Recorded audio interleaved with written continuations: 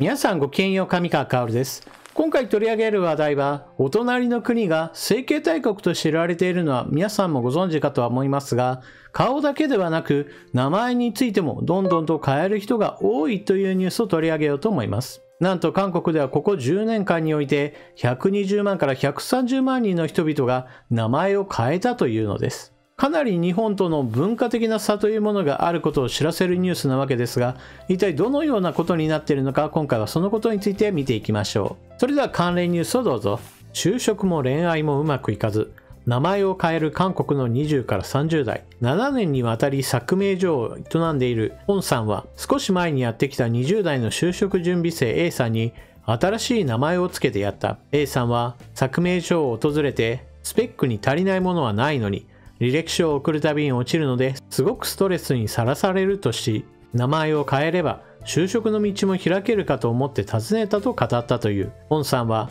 この頃若い人が仕事がうまくいかず辛い時、最後の手段のように作名所を訪れることがぐんぐん増えているように思うと語った。2005年に最高裁が改名を幅広く認めるべきという趣旨の判決を下して以降、韓国で改名は珍しいことではなくなった。昨年1年間だけでも改名した人の数が全国で12万7855人に達するなど、韓国では毎年12万から13万人前後が名前を変えている。だが、かつては主として名前が気に入らない、名前のせいでからかわれるといった理由で改名を申請したいのに対し、最近では若年層を中心に進学や就職、恋愛、結婚などがうまくいかない時に改名を選ぶ人が増えているという辛い状況を突破する糸口として改名を選んでいるのだ。ユジンという名前を使っていて、最近改名した大学院生のチョンさんは、最初は両親が強く反対したけれど、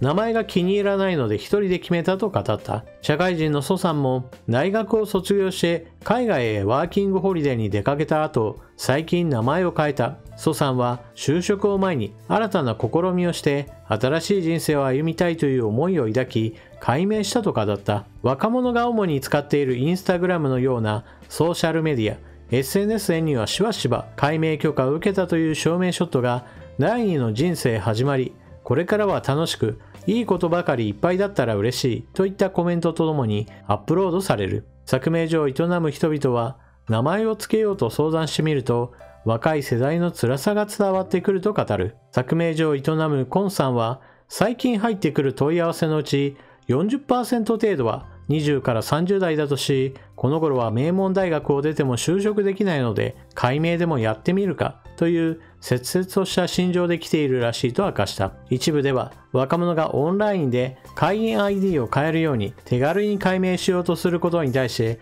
懸念の声も上がっている。改名申請を受け付けて許可を出すソウル家庭裁判所のある判事は、改名は個人の権利だが名前を変えてから1年も経たずにまた改名を申請したり、3回4回と続けて改名を申請したりするケースも出てきていると語った。今回ご紹介した記事は韓国の朝鮮日報の記事でしたが、その記事の中には結構矛盾した内容が含まれていました。若者たちがなんで改名をするか、その理由としては結婚や就職、進学、そして様々な人生の出来事において少しでも運が開けたらいいなといった具合にして結構気軽に改名を行っている若者が多いといった声が紹介されています。ですから年齢層が高い人たちにしてみれば改名をするぐらいだからきっと大変なんだろうなと思うんだけれども、実際問題はそんなことはなくて、若い人たちはこれまでの名前を捨て去って新しい名前を使うことに積極だというわけです。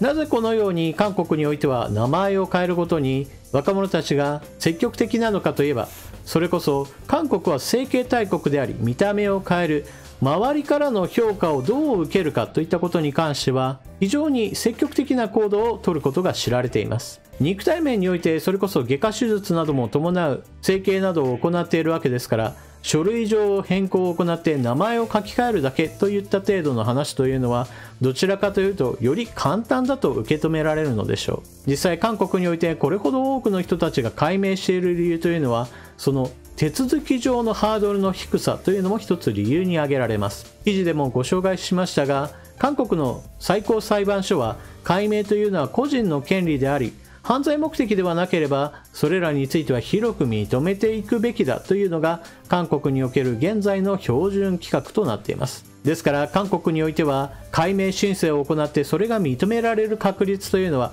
95% 以上だろうと言われています。なおこういった話をするときっと私の動画にはこのようなコメントが入るでしょう。韓国の話ばかりして日本においても改名する人がいるじゃないか、そのことを取り上げないのは不公平だみたいな話があるでしょう。というわけでここからは日本における改名についての話も同じく行っていきましょう。まず第一に韓国で年間で12万とか13万人が改名していますよというのを比較して日本においてはせいぜい5000から6000点程度が改名を行っています。これは明らかに韓国よりは桁数が少ないですよということを示しています。また韓国においては 95% 以上の人たちが改名が認められるのに対して日本において改名が認められるのはおおよそ70から 75% 程度だと言われています。これは裁判所において認められた数といったものが統計データとして公表されていることからもかなり正しい数値だと言えるはずです。またもう一つの面として言えば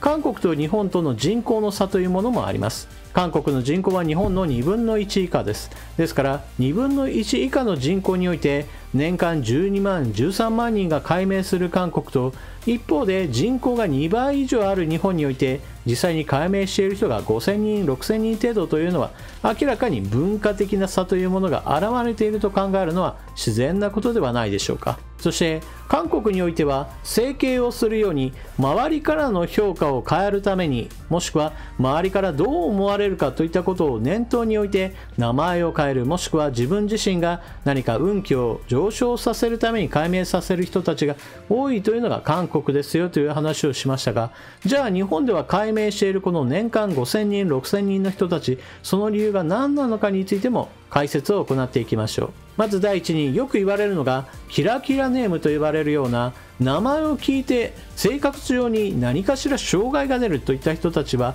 残念ながら近年ではそこそこいる状態になってしまいました。これは日本の中においても子供に対してちょっと安易な名前の付け方をする人たちというのがある一定数残念ながらいるために、子供が社会人になった時に私は何々ですよと名前を名乗るだけでそんなバカなと思われたり、この漢字読めないな書けないな一体なんて名前なんだとか、もしくは笑われてしまう、もしくはこの人の親一体どんな人間なんだろうといった具合にしてちょっと白い目で見られるなんていうこともあるわけです。さてキラキラネームが改名の理由になることが多いという話をしましたが、もちろんこれが全てではありません。むしろ全体として見れば他の理由もたくさんあります。例えば難読漢字と言われるようなものもあって漢字としては確かに使えるんだけれども実際問題読めませんよといったこともたくさんあることから社会通念上生活に支障があるためにもっと柔らかい漢字に変えたいといった切実な思いや、もしくは親からの虐待などを受けて親から付けられた名前というものを自分が背負っていかなければならない、そのこと自身が精神的な重荷となりその本人にとっては耐え難いものである、そのような事情などがあって名前を変えた方がいいと裁判所自身も認めるような場合もあるのです。ですから日本において改名が認められるというのは基本的には日本で生きていく上で問題がたくさんあるので、この問題を解決するためには改名した方がいいんですよということをある程度理由として裁判所に届け出なければならないのです。その上で裁判所がこの理由であれば確かに改名した方がいいですねと認められるものが基本的には許可されるわけです。ですから日本においては年間で10万人とか20万人といったレベルでの改名が行われるわけではないのです。以上のように韓国においては非常に気軽に名前が変えられていますよといったことを皆さんにお伝えしましたが、韓国国内の話なのだから日本人にはさほど気にすることではないというのも一つの事実としてあるでしょう。しかし日本に入国する際に以前だったらこの名前だったから要注意人物だったけれど名前が変わっていることを理由としてなかなかそのことが見抜けなかったなんていうこともあるかもしれません。そういったわけで韓国においてもそのような犯罪目的での解明については基本的には何としても阻止しなければならないという一つの不許可理由というものが存在するわけですが、残念ながら行政でそのようなことをうまく見抜けるわけではありません。ですから韓国においてはそのような犯罪歴などを隠す目的で自分の名前が広まってしまったから解明を行った上で次の犯罪の機会を伺うなんていう人たちも残念ながら存在していることは私たちも知らなければなりません。というわけで今回は日本とは結構価値観の違う解明についてのニュースを取り上げました。皆さん今回の話題を聞かれてどのようなことを思われたでしょうか。ぜひともコメントしていってください。それでは動画を最後までご視聴いただきありがとうございました。チャンネル登録していない方はぜひともチャンネル登録を、そして動画を見終わった後は評価ボタンのクリックもよろしくお願いします。それでは次の動画でまたお目にかかりましょう。またね。